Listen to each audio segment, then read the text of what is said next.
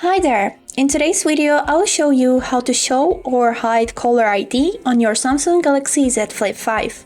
Let's get started. Firstly, you would need to open phone application on your phone. After, click on these three dots on the right corner and choose Settings.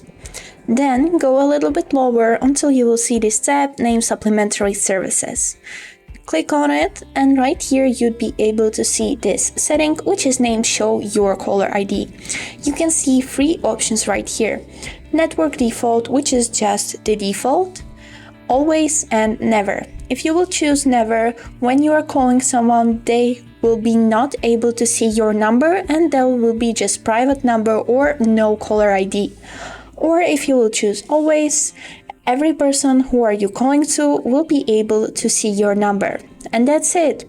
I hope this video was helpful for you and thank you so much for watching.